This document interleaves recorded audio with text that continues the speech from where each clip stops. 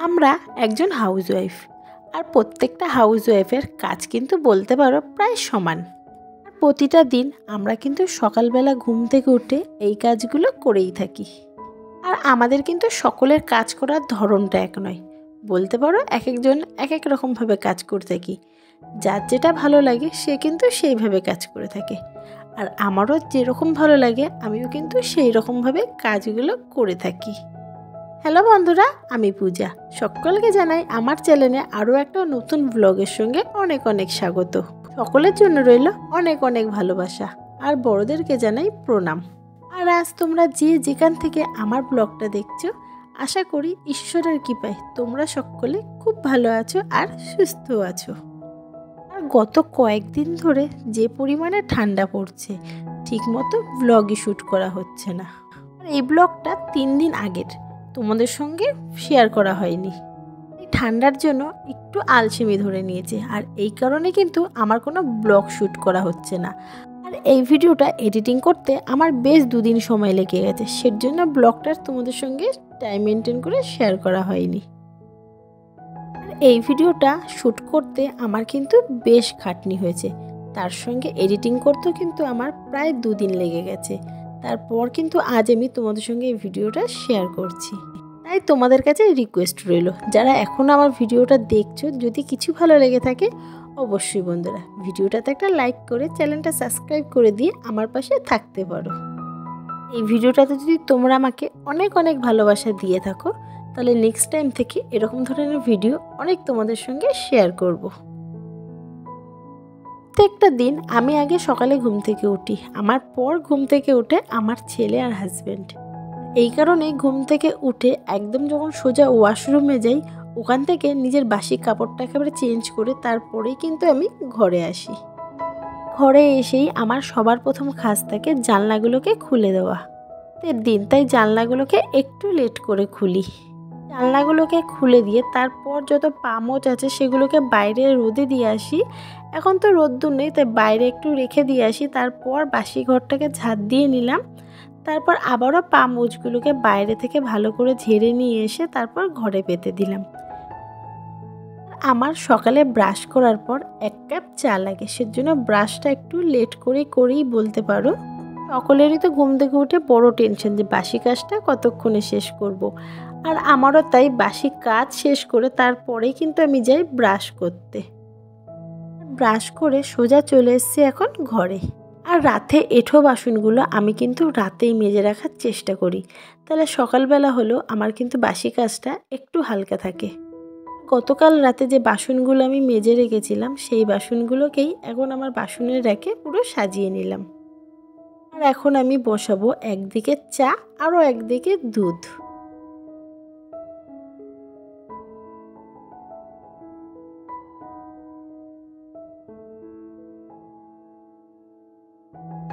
গতকাল রাতের কিছুটা বাসি দুধ ছিল, সেটা দিয়ে করে নেবো আমরা চা।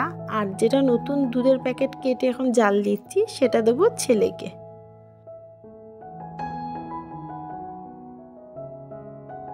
সকালবেলা এই 1 কাপ চাই কিন্তু আমাকে এনার্জি দেয় আরও কাজ করার। এই সকালবেলা 5 থেকে 10টা মিনিট নিজের জন্যই বলতে পারো সময়। সকালবেলা এই 1 কাপ চা খেতে খেতেই আমি কিন্তু কাজের সমস্ত প্ল্যানিংগুলো করে নিই, কোন কাজ কিভাবে করব। আমি কিন্তু তোমাদের সবসময় বলি, আমার একার হাতের সংসার, সবাইকে দেখে শুনে আমাকে কিন্তু সব কাজ করতে হয়।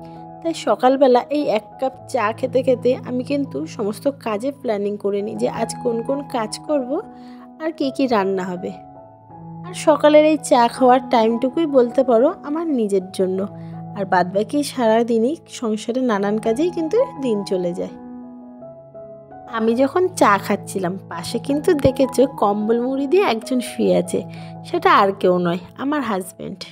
আজ না বাসি বিছনাটা তোলা হয়নি, কারণ দেখলে হাজব্যান্ড কিন্তু ঘুমাচ্ছে, ও নাইট ডিউটি গেছিল, ভোরবেলা চলে এসছে।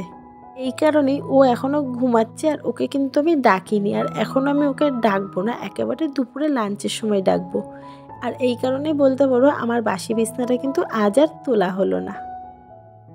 আর যখন হাজব্যান্ড নাইট ডিউটি যায় আর ভোরবেলা চলে আসে, আর যখন ও সকালবেলাটা ঘুমিয়ে থাকে তখন কিন্তু আমি ওকে ডাকি না, এরকমই আমার বাসি বিছনাটা পড়ে থাকে। আর বাসি বিছনা তুলতে তুলতে আমার কিন্তু সেই 3টে থেকে 4টে বেজে যায়। ওদিকে ও ঘুমাচ্ছে আর এদিকে আমার ছেলের কিন্তু ম্যাম চলে এসছে, আর ও ওখানে পড়তে বসে গেছে। আর এখন আমি এদিকে কি রান্না করব সব রেডি করে নিচ্ছি। তো সবার প্রথম দেখলে আমি ডালটা ধুয়ে ভিজিয়ে নিয়েছি, তার সঙ্গে চালটাকেও ধুয়ে ভিজিয়ে রেখেছি। আর এখন যে চায়ের বাসনগুলো হয়েছে সেগুলোকে ধুয়ে নেব। আর তার সাথে যে হাজব্যান্ড ডিউটি গেছিলো, আর ওই যে টিফিন বাটিগুলো রয়েছে ওগুলোকেও এখন একসাথে সব ধুয়ে নেব। বাসন যদি জমিয়ে রাখা হয় তাহলে কিন্তু বাসন বলতে পারো অনেক হয়ে যায়। একসাথে সমস্ত বাসন মাজতে কিন্তু আমাদেরও বেশ কষ্ট হয়। তাই আমি চেষ্টা করি যখনই অল্প অল্প করে বাসন হয় সঙ্গে সঙ্গে ধুয়ে ফেলার। এতে আমাদের কষ্টটাও কম হবে আর রান্নাঘরটাও কিন্তু দেখতে বেশ সুন্দর লাগে। যে কোনো কাজই গুছিয়ে যদি করা যায় সেই কাজটা তো দেখতে সবসময় ভালোই লাগে। আমার তো একার হাতের সংসার, আমাকে একটু গুছিয়েই করতে হয়। কারণ আমি যদি একটু গুছিয়ে না কাজ করি তাহলে কিন্তু আমার তালগোল পাকিয়ে যায়। কারণ হেল্প করার মতো তো কাউকেই পাই না, নিজের কাজ নিজেকেই করতে হয়। তাই চেষ্টা করি যখনই যে কাজটা করি সঙ্গে সঙ্গে গুছিয়ে করার। এতে নিজেরও বেশ ভালো লাগে আর ঘরটাও কিন্তু বেশ গোছানো থাকে। তোমাদের সাথে কথা বলতে বলতে আমার দেখো ডালটা প্রায় ফুটে গেছে, আর এখন একটু ভালো করে ডালটাকে ঘুটে নেব।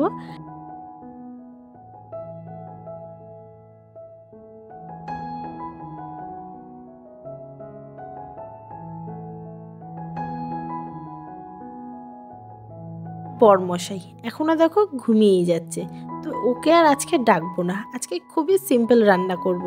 আগের দিনের কিছু চিকেন রয়েছে যেটাকে ম্যাগনেট করে ফ্রিজে রেখে দিয়েছিলাম, আর আজ ভাবলাম সেটাকেই রান্না করব। আজ রান্না করব চিকেন পকোড়া, তার সাথে করব ডিমের অমলেট আর পেঁয়াজের ডাল।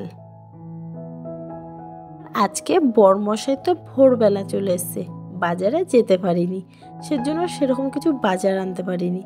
তাই ঘরে যেটা ছিল সেটা দিয়েই রান্না করলাম। তার সাথেও আমার কিন্তু বেশ কিছুদিন হয়ে গেছে ঘরটাকে না একটু ক্লিনিং করা হচ্ছে না, তাই ভাবলাম আজকে তাড়াতাড়ি করে রান্না করে নিয়ে ঘরটাকে একটু ক্লিনিং করব।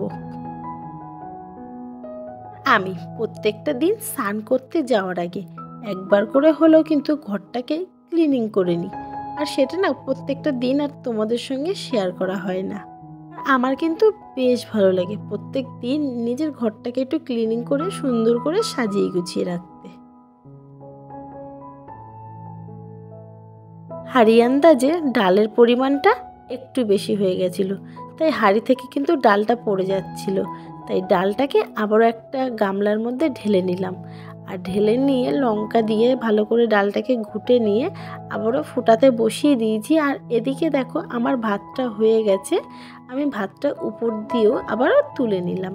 আর শাশুড়ি মা বলে ভাতের হাঁড়ি বেশিক্ষণ উপর দিয়ে রাখতে নেই, কারণ ভাতের হাঁড়ি হলো মা লক্ষ্মী, আর উপর দিয়ে রাখলে নাকি ভাতের হাঁড়ির কষ্ট হয়। ভাতের হাঁড়ির ফ্যানটা ঝরে গেলেই আমি সঙ্গে সঙ্গে হাঁড়ি উঠিয়ে ফেলি। এখন আমি কিছু পেঁয়াজ কেটে নেব, কিছুটা পেঁয়াজ ডাল সম্বারের দেবো, আর কিছুটা পেঁয়াজ ডিমের অমলেটের জন্য রেখে দেবো। আর আমার সকল বন্ধুরা, গতকাল আমার চ্যানেলে 500 সাবস্ক্রাইব কমপ্লিট হয়ে গেছে, সেজন্য তোমাদের জন্য রইল অসংখ্য ধন্যবাদ আর আমার তরফ থেকে অনেক অনেক ভালোবাসা। তোমরা এভাবেই আমার পাশে থেকো আর আমাকে একটু সাপোর্ট করো। এখন আমি দিয়ে দিচ্ছি ডালটাকে সম্বার, আর আমি কিন্তু এভাবেই ডাল সম্বার দিয়ে থাকি। আমি এখন ভাত আর ডাল করে স্টপ করে দেবো, কারণ এখন আর কিছু করব না। পকোড়াটা গরম গরম না ভাজলে কিন্তু একটু খেতে ভালো লাগে না, সেজন্য খাওয়ার আগেই আমি পকোড়াটা ভাজবো। আর সব কিছু তো রেডি করে রেখেই দিয়েছি। সকালবেলা না আজকে ছেলে আর আমি মিলে পাউরুটি আর জ্যাম খেয়েছিলাম, সেটা তোমাদের সঙ্গে শেয়ার করলাম না। আমার ছেলে এখন বাইরে খেলা করছে, আর এদিকে আমার ডাল আর ভাত কমপ্লিট হয়ে গেছে।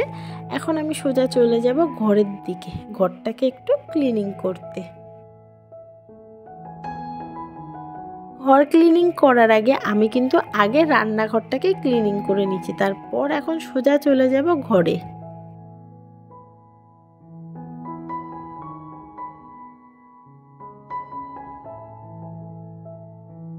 আমি কিন্তু প্রত্যেকটা দিন এই জিনিসগুলো ক্লিনিং করে থাকি, সেজন্য অল্প করেও পরিষ্কার করলেই কিন্তু আমার হয়ে যায়। কারণ আমার কিন্তু রাস্তার সামনেই ঘর, আর প্রত্যেক দিন যদি আমি এই জিনিসগুলো ক্লিনিং না করি তাহলে কিন্তু বেশ একটা নোংরা পড়ে। আমাকে আরেকজনও কমেন্ট করেছে, সে বলেছে আমার পুরো রুম ট্যুর চাই। তো একটু ওয়েট করো বন্ধুরা, আমার এই ঘরে না খাটটা নেই। আমি এ ঘরে একটা খাট কিনে নিয়ে আসি, তারপর আমি তোমাদের সঙ্গে আমার পুরো বাড়ির রুম ট্যুর শেয়ার করব। প্রত্যেকটা দিন যদি জিনিসগুলোকে একটু ক্লিনিং করা যায়, জিনিসগুলো দেখবে একদম নতুনের মতো থাকে।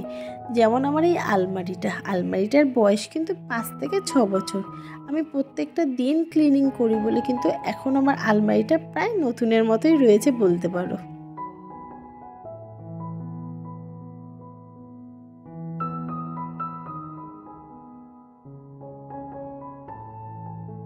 ড্রেসিং টেবিলটারও বয়স প্রায় 5 থেকে 6 বছর হবে, কিন্তু শোকেসটা ওর বয়স কিন্তু প্রায় 8 বছর।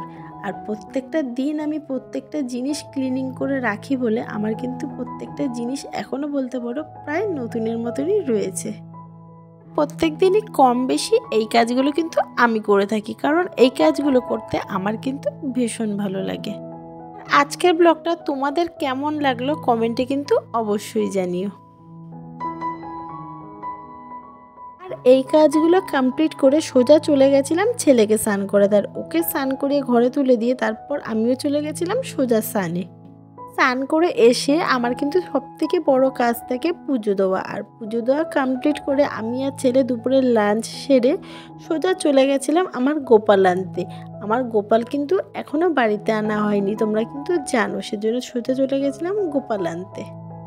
নেক্সট পার্টটা আমি তোমাদের সঙ্গে নেক্সট ভিডিওতে শেয়ার করব।